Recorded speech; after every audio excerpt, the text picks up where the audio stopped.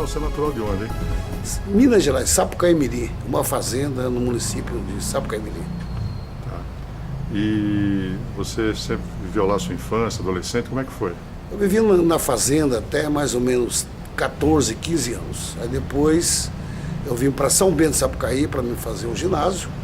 E logo em seguida o meu pai quis mudar para cá, nós convencemos de mudar para São José. E aqui eu cheguei em 1969 para continuar os estudos, servir a aeronáutica e tocamos a vida até hoje. E como é que foi sua infância lá no interior de Minas? Olha, lá na roça, aquele trabalho de roça, né? De manhã saía tirar leite, ajudar meu pai, à tarde voltava, tinha que preparar, tratar das criações, apartar o gado e tal. Era aquela rotina, a gente estudava à tarde, de tarde ia para a escola, uma escolinha de fazenda, né? Que era inclusive a minha prima que era professora na época. E naquela época você tinha algum sonho de infância, sonho de menino? Pois é, a gente começa a despertar. Na realidade, é até engraçado, né? Eu queria ser aviador na época, sem nem conhecer nada de aviação. Foi aí então que eu entrei para a aeronáutica em 1969 com esse objetivo. Mas, claro, quando cheguei lá, a realidade era outra, né? Naquela época, só entrava para a escola de cadeia de aeronáutica quem tinha lastro ouro, né? Os filhos de papai. As pessoas não era muito fácil entrar para a sociedade desse tipo. Mesmo assim, eu fiquei 14 anos na aeronáutica como militar. E na sua infância ficaram muitas recordações, muitas saudades? Ah, sim, eu inclusive sonho com a fazenda, com as festas que eram realizadas, né? Naquela época, a festa Santo Antônio, Pau de Sebo e todas as coisas que aconteciam naquela região, naquela ocasião, né? Marca muito saudade, ainda tem hoje na mente tudo isso aí ainda. Ah, você saiu de lá com 14 anos e foi para São Bento do Sapucaí? Eu fui, mas continuar morando na roça. Eu fui simplesmente na casa do meu avô para estudar, né? E o que eu recordo com muita saudade de toda aquela época, quando eu tinha mais ou menos 8, 9 anos de idade, o meu irmão mais velho, né? Ele recebia dos fazendeiros vizinhos gado de corte, então reunia tudo na fazenda em casa. Aí quando tinha mais ou menos 20, 30 cabeças de gado, ali a gente saía em comitiva para levar no frigorífico em Campos do Jordão, que era na serra de Campos do Jordão, hoje do lado de Minas Gerais. E lá a gente saía com esse gado, levava uma semana para percorrer aí 60 quilômetros para chegar até lá. E eu ia na comitiva, eu ia junto com o boiadeiro, que ia na frente abrindo as porteiras com o berrante, chamando o gado. À noite a gente parava para descansar, tardezinha, né? A gente saía bem de manhã, quando chegava 3h30, 4 horas da tarde, já parava para o gado não perder muito peso, e ali formava o rancho, e a gente dormia ali no outro dia de manhã, de madrugada, antes do dia amanhecer, começava a viagem. Isso eu me recordo muito, o pessoal tocando bola de viola, tomando café, carreteiro, arroz à carreteira, aquele pão que a minha mãe fazia. Isso eu recordo com saudade no dia de hoje. Bom, e então a adolescência foi vivida ali em São Bento do Sapucaí? São Bento, Sapucaí, Sapucaí-Mirim, aquela região. Tá. E com quantos anos você resolveu mudar-se para a cidade grande? Na verdade, eu vim para cá em 1969. Eu tinha, na época, 19 anos, né? 17 anos. Desculpa, cheguei aqui em 1967. Eu tinha 17 anos de idade. Aí fui trabalhar na confeitaria milanesa. Cheguei aqui no dia 7 de setembro, inclusive, quando o São José estava completando 200 anos de idade, uma festa bonita. A GM era um grande sucesso, lançamento a Embraer, o Bandeirante, o Opala era um sucesso e tal. Aquela festa bonita que aconteceu nos anos 2000, aqui em São José dos Campos, com o aniversário da cidade. E por que você fez a opção de São José dos Campos? São José já era sonho de quase todo mundo lá da nossa região. São José é uma cidade em crescimento que prometia muito, como promete até hoje, né? Quando eu cheguei aqui em São José dos Campos, a cidade terminava no tênis clube. Para lá não tinha mais nada, lá era a fazenda. A via industrial terminava ali onde era a Serveng, que hoje é o Atacadão. Para lá não tinha mais nada. Tinha Santana, Vila Maria, esses bairros não existiam, Jardim da Granja, nada disso existia. Tinha 2 prédios em São José, Cine Palácio, né, na praça, e aquele prédio em frente à Igreja Matriz, somente. Tudo aconteceu depois que eu cheguei para cá. Bom, mas houve um impacto da mudança de São Bento do Sapucaí para São José, que mesmo sendo o que você está dizendo, era uma cidade grande já, né? São Bento já tinha um pouco mais de gente, né? Claro, porque eu morava na fazenda, claro, ali já era uma cidade já que tinha, já existia há algum tempo, então tinha um maior número de habitantes. Não, mas a diferença de São Bento para São José. Foi tremendamente grande. Nossa, São Bento para São José foi muito grande. Lá em São Bento a gente mais fuçava o sul de Minas, Paraisópolis, sabe? Paraisópolis, né? Brasópolis, aquela região ali, a gente viajava muito para lá, vivia todos os eventos que aconteciam naquela região. Você já chegou aqui e já conseguiu um emprego? Cheguei aqui no dia, cheguei aqui na sexta-feira, na segunda-feira já fui trabalhar ali na confeitaria milanesa, que era uma confeitaria de italianos, né? Tinha o Michele Foschi, Mário Cavandoli, que ficava ali no número 59 da Avenida de São João. A cidade terminava na rua Fernão Dias, entrada para a Igreja Nossa Senhora de Fátima. Dali para lá era tudo fazenda, chácaras. Tudo ali. Bom, chegando aqui, já conseguiu um emprego, aí qual era o sonho de conquista nessa cidade, Monteiro? Comecei a ter vários sonhos, né, de conquistar as coisas, de comprar uma casa, um terreno que nós realmente conseguimos comprar tudo isso, ir para a aeronáutica, servir, ser piloto da aeronáutica, enfim, aqueles sonhos de criança, né, procurar vencer na vida. E como é que foi se aproximar da aeronáutica? Eu tinha que servir de qualquer maneira, eu não queria ser dispensado. Aí, quando eu já tinha um amigo, né, que já estava na aeronáutica, me levou para lá. Aí quando chegou lá, fizeram a seleção, e eu, como não tinha altura, tinha pessoas mais altas do que eu, eles me dispensaram. Você apresenta no Exército, lá em Caçapava. Aí eu fui direto falar com o comandante, capitão Danilo, que era o chefe do CPOR. Fui lá e contei minha história para ele. Falei, não, você vai entrar então pode ficar tranquilo que você vai entrar. Aí, na realidade, tinha 68 vagas, e eu entrei um a mais, ele me colocou a mais lá. Naquela época o tenente Quirino, que até brigou, que era comandante da companhia, brigou com isso, mas daí o Danilo me colocou lá. Capitão Danilo, que é vivo até hoje ele é advogado, um ministro na cidade, mas ele que me colocou lá para servir, falou que eu tinha muita força de vontade, que eu ia entrar de qualquer maneira, e entrei, fiquei lá 9 anos como cabo bombeiro. Ali na aeronáutica eu fui para o Rio de Janeiro, tive lá na Academia da Força Aérea, fiz o curso de bombeiro na Marinha, no Rio de Janeiro, para apagar incêndio em navios, né? E depois eu vim com a turma para Pirassununga, quando foi transferido a AFA para Pirassununga. Vim para Pirassununga, da Pirassununga fui para a base aérea de Natal, acompanhei toda aquela turma que a gente fazia, que eram os pilotos, que se formavam pilotos, vieram para Pirassununga e depois foram para a base aérea de Natal, encerrando lá o curso dele, todos os primeiros tenentes que se formaram na época que eu fiquei na Academia da Força Aérea no Rio de Janeiro, ali na Intendente Magalhães, no Meyer. E de carreira militar foram quantos anos? Fiquei 9 anos como militar, né? Depois dei baixa, mas não deixaram eu sair. Eu continuei na aeronáutica, administrando, eu já era formado, nessa época já era formado em ciências contábeis, administração de empresa. Aí eles me proporam administrar recurso destinado a energias alternativas. Então eu era o coordenador de finanças do Instituto de Atividades Espaciais do IAE. E ali eu coordenava os recursos destinados à energia eólica, à energia solar, à biomassa.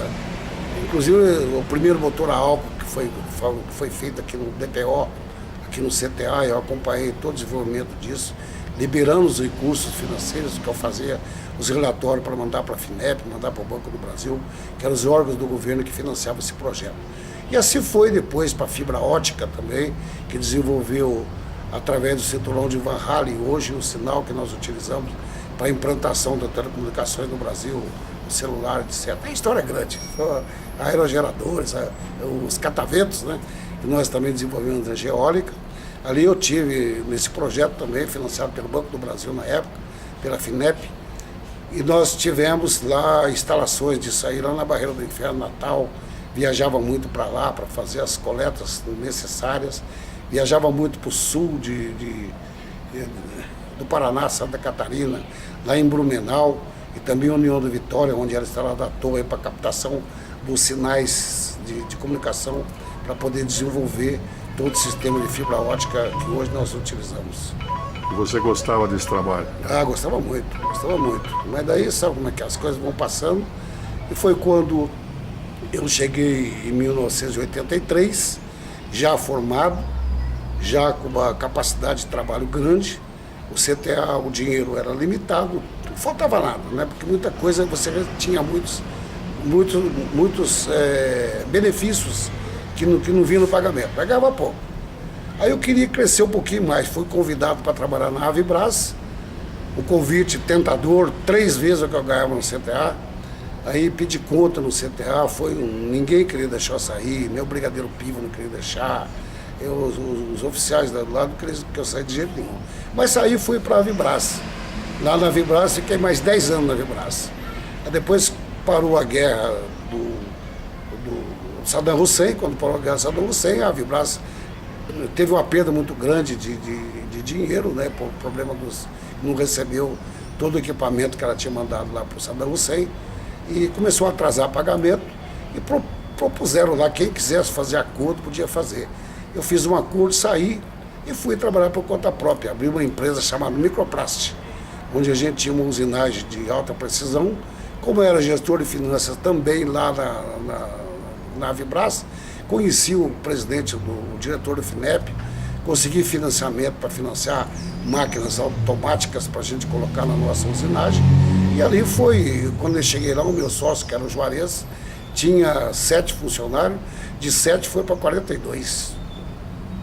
Tivemos aí 3 turnos de trabalho, trabalhava 24 horas direto a empresa, produzindo peças para aviões da Embraer, e também atendia também a Avibras. Nós tínhamos lá contrato com a Avibras, da Aruma e uma série de outras empresas naquela época, fazendo usinagem de precisão.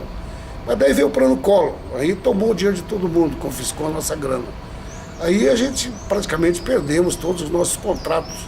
A Embraer foi lá e retirou todo o material que ela tinha. Para você ter uma ideia, a única despesa que a gente tinha na nossa usinagem eram as ferramentas para usinar as peças que a Embraer mandava. Ela vinha trazer os tubos de cobre, né?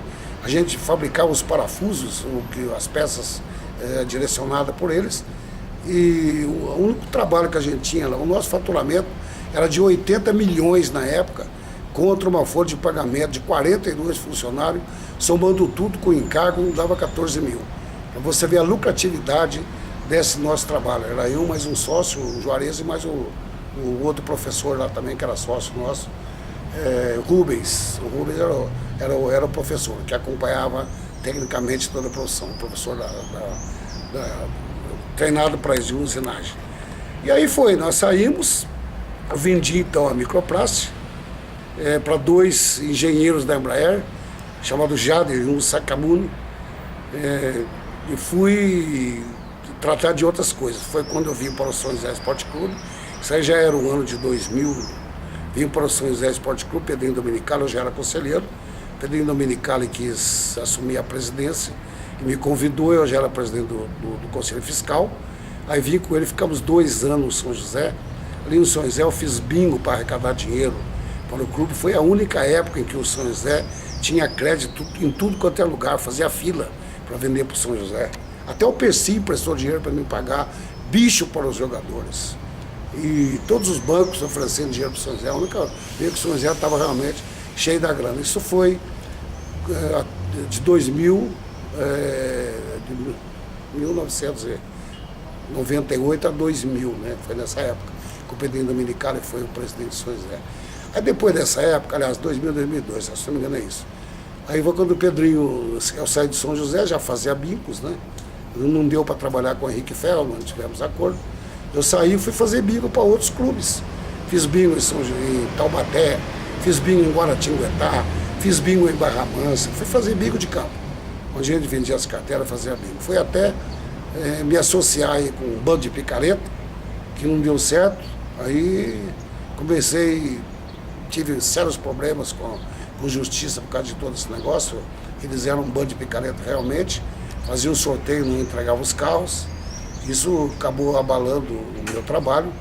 Quando eu comecei a mexer com o rádio, já conhecia todos os radialistas aí, daí o Cláudio Brasil me convidou para participar com ele num projeto, criar um projeto para a gente ganhar dinheiro com rádio. Aí nós criamos lá o propaganda da Casa do Artista. E numa dessas coisas que nós fomos fazer, na casa do anunciante, fazia em padarias, supermercado, quem patrocinava ele? Numa dessas fomos fazer uma lá no Vicentino Aranha. O Edinardo de Paula Santos era o mordomo lá no Vicentino Aranha, me viu e me contratou. Não, quero que você trabalhe comigo. Vem para cá. Aí segunda-feira, foi no sábado.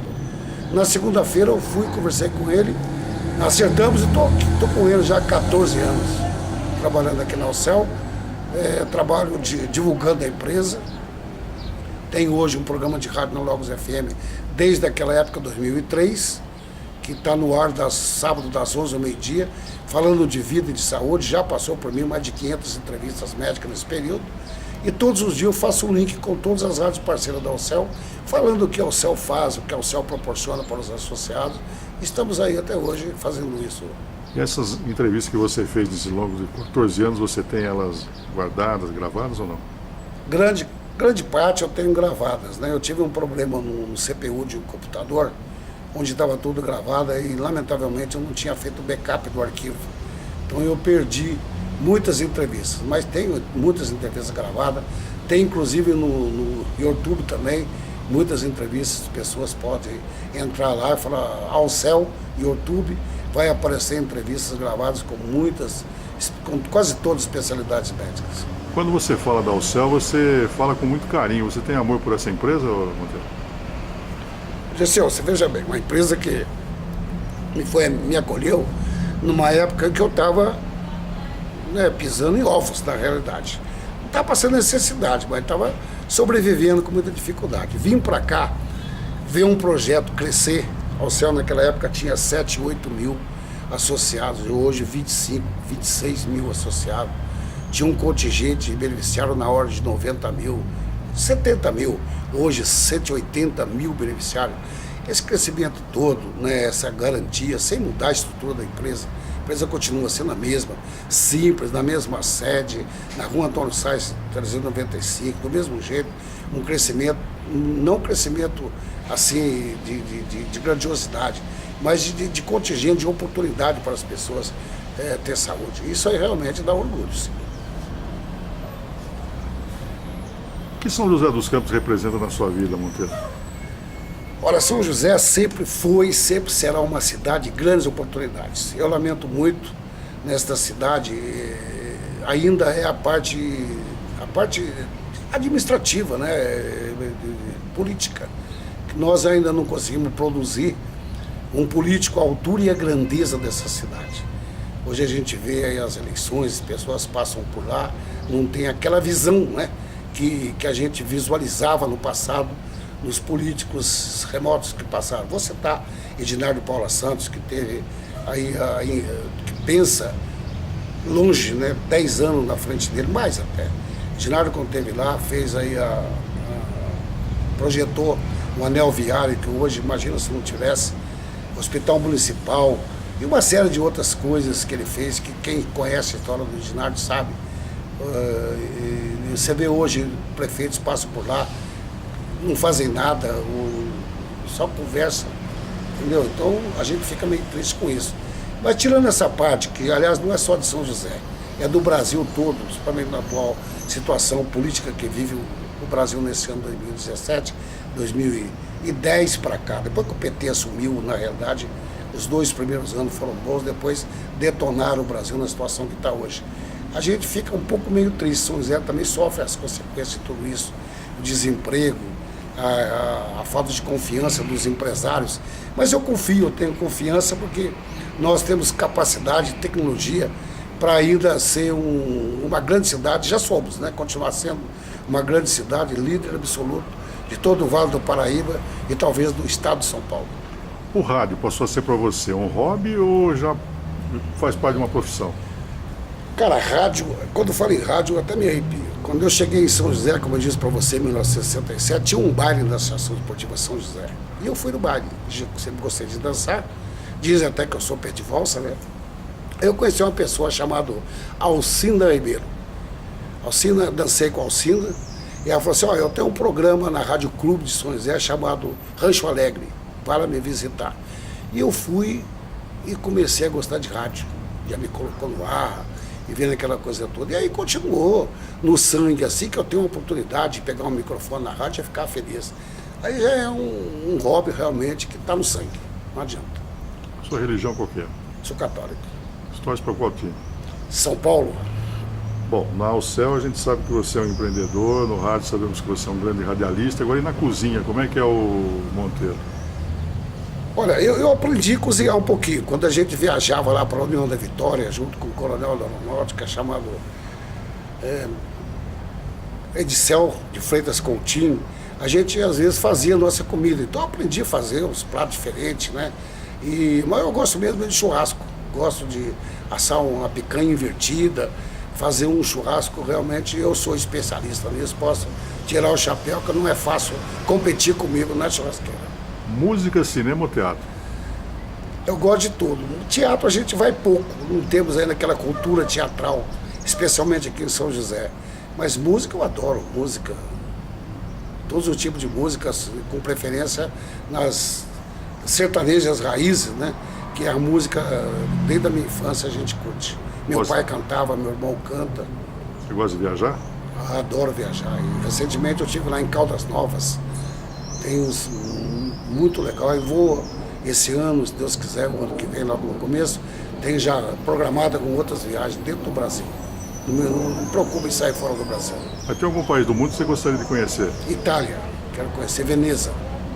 Se você tivesse que deixar São José dos Campos, qual cidade que você optaria em morar? Olha, eu preciso fazer uma grande avaliação nisso, mas eu gosto muito de Curitiba. Você tem algum ídolo?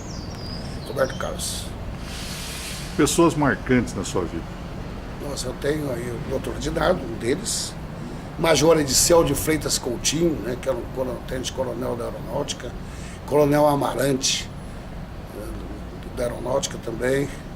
Tem essas pessoas que realmente passaram, marcaram para a minha vida. O meu pai, com certeza, deixou muitas... Ele, apesar de não ter grau de estudo elevado, ele tinha uma sabedoria muito grande.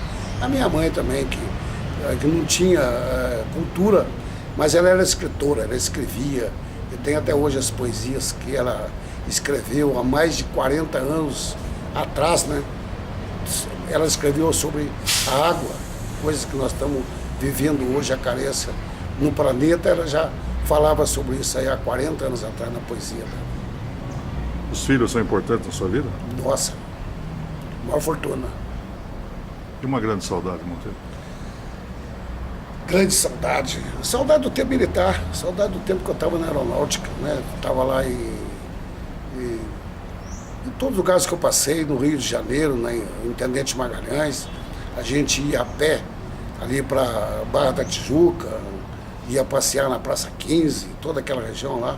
Tenho saudade disso, né? Não que eu queira voltar a fazer, eu acho que nem é possível mais do jeito que está o Rio de Janeiro. Mas eu tenho saudade disso, saudade lá de Minas, quando eu era ainda criança, que fazia esse transporte de gado, né?